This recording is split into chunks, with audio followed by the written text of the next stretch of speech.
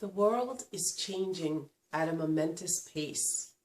You may be hearing the words more and more: awakening, enlightenment, time of ascension, vibration, energy, because people are getting more and more in touch with who they really are, which is really pure, unconditional, luminous, loving light energy.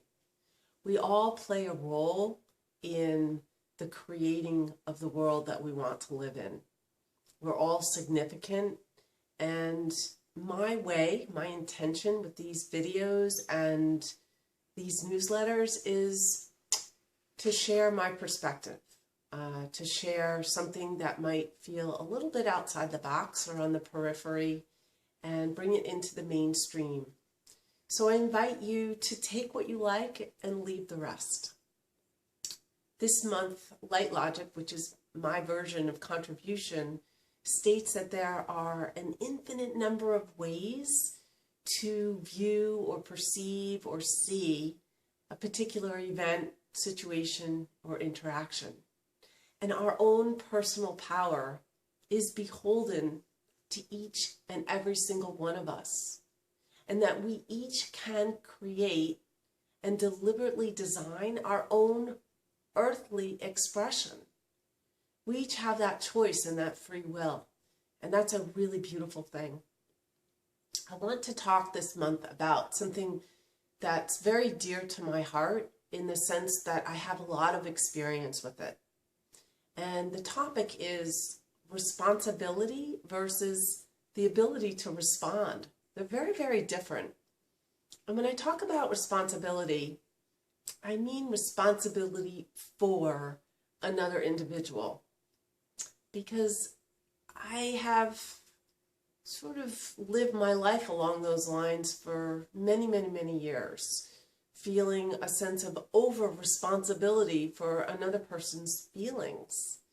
And the lessons would just keep coming and coming and coming to show me that I don't have responsibility for another person's feelings, that each one of us has the ability to respond, but we each have the power within us to view any particular event through our own lens and respond in what is the optimal way.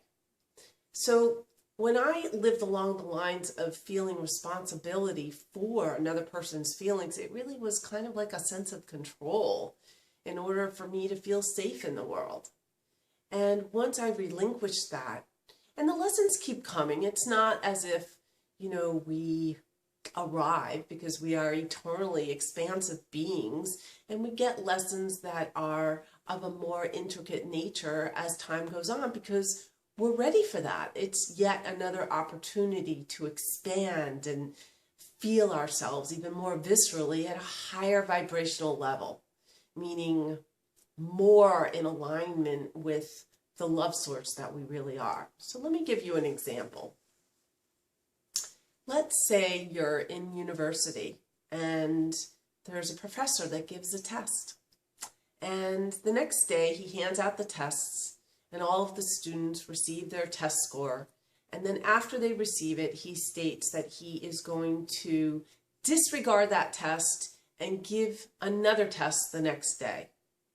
Well, you can imagine if there's 100 people in that class, some people are going to feel relieved because maybe they didn't study and they feel that they can do better if they get an extra day or more time to brush up on the material. There's going to be a segment of the class that is going to feel like it's a burden because they absorb the material and then after the test they sort of let it fly out of their brain, and now they have to spend more time to focus on the material again. There might be a segment of the class that remains indifferent because they have integrated that information into their psyche, and whether they take the test on a Monday or a Thursday, it doesn't really matter because they know it. They've integrated it. Well, this is what life does. It provides basically an event, and we have free will, free choice to perceive that event or the interaction, a dynamic between us and another individual in whatever way we want to. It's a very, very powerful thing. So I'm going to share with you now a more of a personal example that you might be able to relate to a little bit more. There's somebody in my life who I love very, very dearly. She's an incredibly beautiful soul, and she has been experiencing a state of imbalance in her well-being for quite some time now. And it is giving her an opportunity to reflect and decide what she wants to create in her life. And, you know, most people, when somebody is not feeling well in their body, we care about them. You know, we want them to feel better, but at the same time, an automatic response or a conditioned response in our society is to feel sorry for them. And I refuse to do that. I don't see this person as having a problem. I see her as a beautiful, beautiful soul. And when I think of her, I picture her in my imagination walking in the woods, picking flowers, growing food in her garden, making fresh salads and sandwiches she likes to cook, and sharing of herself, because I really do understand that whenever we experience something that's incredibly contrasting to our baseline is that pull, pure, unconditional, luminous, loving light energy. So if we're feeling a strong body disharmony or situation in our life that's intensely contrasting to our baseline, I know in my heart of hearts that we have the propensity, we have the capacity, we have the ability to experience to the same intensity on the other side of the equation. So if we're feeling, like a -5 in our body, we have the ability to experience a +5. And the experience is probably meant to illuminate something that we can contribute to others. So that's how I think about this person. I know in my heart of hearts that she has a lot to offer the world.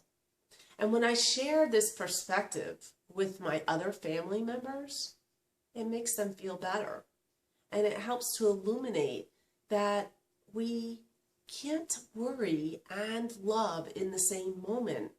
So what is it that we want to choose to be? Do we want to be love, or do we want to be worry? And when we get ourselves grounded and we think thoughts that help us feel like we're love, and then we respond from that place, wow, how uplifting can we be? We really do shift other people's perception even of themselves just by shifting our own perception. And that's the power that we have to change the world, by the way we see each situation. Now, I'm not saying that if we're experiencing a loss in our life, that we don't give ourselves time to grieve if it feels sad, if there's an absence. But the more we start to remember that we're eternal and that nothing is ever gone, because energy never ceases to exist, it just changes form. And we start seeing signs of remembrance of that loss in our lives, we shift our perspective and we feel connected once again. That's a higher level experience, but we all have the ability to do that. And that's what's happening now. People are waking up and they're experiencing more and more synchronicities and understandings that we're not alone.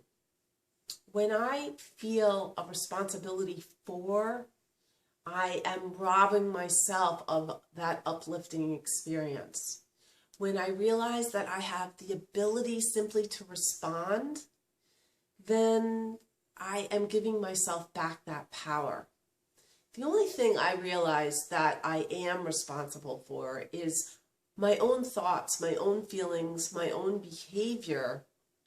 And if I cause harm to another individual in some way, then I do want to make amends. I do want to make things whole, because every action, every thought, every feeling that I have will send ripples out into the universe.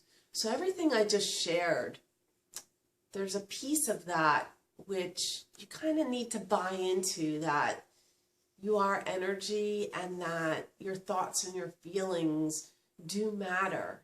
And that if you're thinking of somebody that you love and you care about with well wishes and with a state of mind where you're sort of detaching with love, you are sending ripples of exuberance and jubilance and joy out into the universe, and they are receiving it.